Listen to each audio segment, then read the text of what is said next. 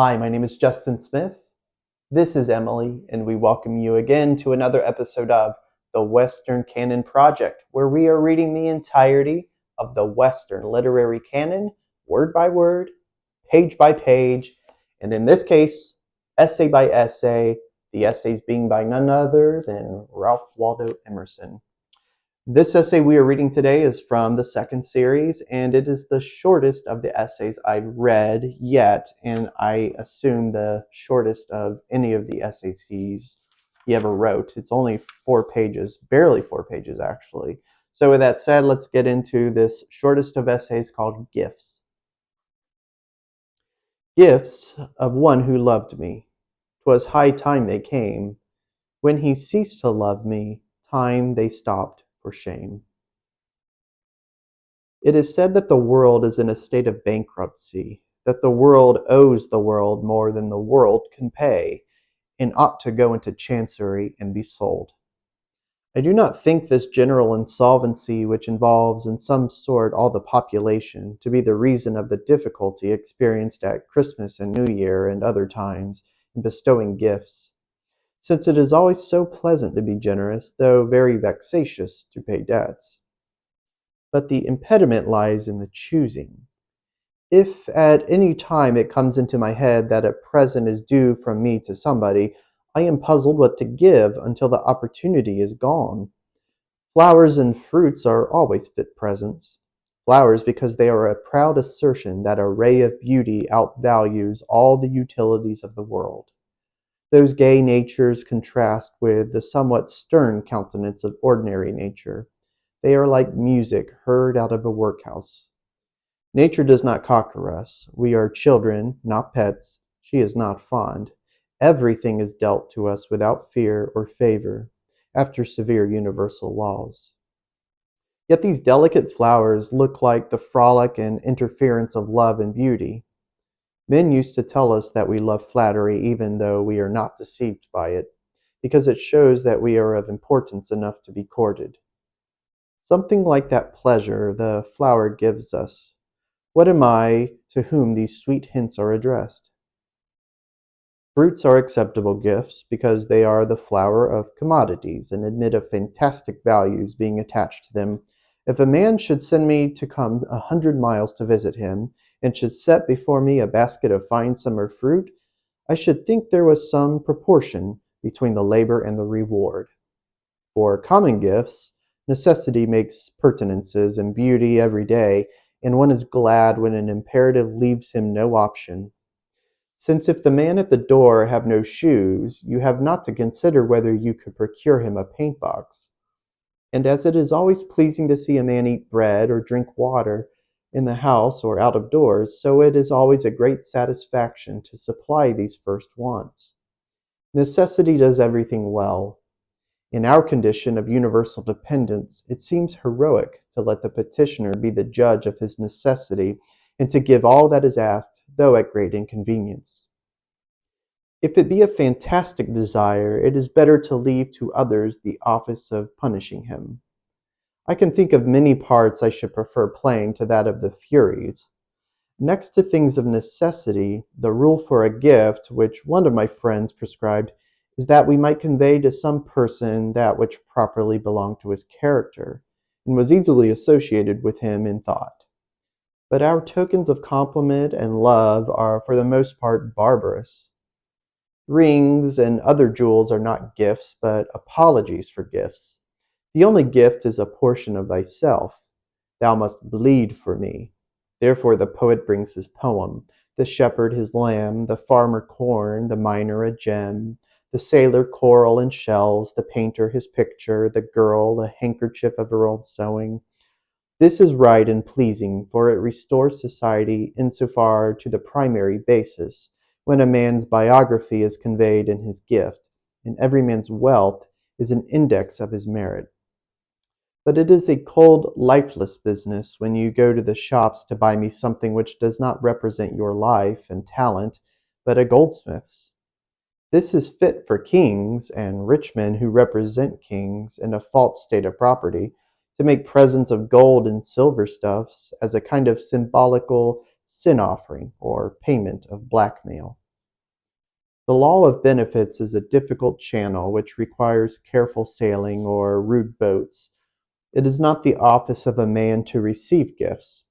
How dare you give them? We wish to be self-sustained. We do not quite forgive a giver.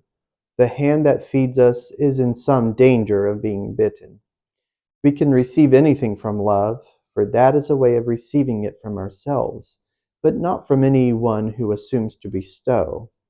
We sometimes hate the meat which we eat, because there seems something of degrading dependency in living by it. Quote, Brother, if Jove to thee a present make, take heed that from his hands thou nothing take. End quote. We ask the whole. Nothing less will content us. We arraign society if it did not give us, besides earth and fire and water, opportunity, love, reverence, and objects of veneration. He is a good man who can receive a gift well. We are either glad or sorry at a gift, and both emotions are unbecoming. Some violence, I think, is done, some degradation born when I rejoice or grieve at a gift. I am sorry when my independence is invaded, or when a gift comes from such as do not know my spirit, and so the act is not supported. And if the gift pleases me overmuch, then I should be ashamed that the donor should read my heart, and see that I love his commodity and not him. The gift, to be true, must be the flowing of the giver unto me, correspondent to my flowing unto him. When the waters are at level, then my goods pass to him, and his to me. All his are mine, all mine his. I say to him, How can you give me this pot of oil or this flagon of wine when all your oil and wine is mine? Which belief of mine this gift seems to deny. Hence the fitness of beautiful, not useful things for gifts. This giving is flat usurpation, and therefore when the beneficiary is ungrateful, as all beneficiaries hate all Timons, not all considering the value of the gift, but looking back at the greater store it was taken from, I rather sympathize with the beneficiary than with the anger of my Lord Timon. For the expectation of gratitude is mean and is continually punished by the total insensibility of the obliged person. It is a great happiness to get off without injury and heart burning from one who has had the ill luck to be served by you. It is a very onerous business, this of being served, and the debtor naturally wishes to give you a slap. The golden text for these gentlemen is that which I so admire in the Buddhist, who never thanks, but who says, quote, Do not flatter your benefactors. End quote. The reason of these discords I conceive to be that there is no commensurability between a man and any gift. You cannot give anything to a magnanimous person. After you have served him, he at once puts you in debt by his magnanimity. The service a man renders his friends is trivial and selfish compared with the service he knows his friend stood in readiness to yield him, alike before he had begun to serve his friend and now also. Compared with that good will I bear my friend, the benefit it is in my power to render him seems small. Besides, our action on each other's good as well as evil is so incidental and at random that we can seldom hear acknowledgments of any person who would thank us for a benefit without some shame and humiliation. We can rarely strike a direct stroke, but must be content with an oblique one. We seldom have the satisfaction of yielding a direct benefit which is directly received. But rectitude scatters favors on every side without knowing it, and receives with wonder the thanks of all people. I fear to breathe any treason against the majesty of love, which is the genius and God of gifts, into whom we must not affect and prescribe. Let him give kingdoms of flower leaves indifferently. There are persons for whom we always expect fairy tokens. Let us not cease to expect them. This is prerogative and not to be limited by our municipal rules. For the rest, I like to see that we cannot be bought and sold. The best of hospitality and of generosity is also not in the will, but in fate. I find that I am not much to you. You do not need me, you do not feel me, then am I thrust outdoors, though you proffer me house and lands. No services are of any value, but only likeness. When I have attempted to join myself to others by services, it proved an intellectual trick, no more. They eat your service like apples and leave you out, but love them, and they feel you and delight in you all the time.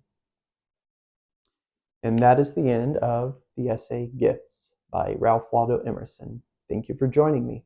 Goodbye.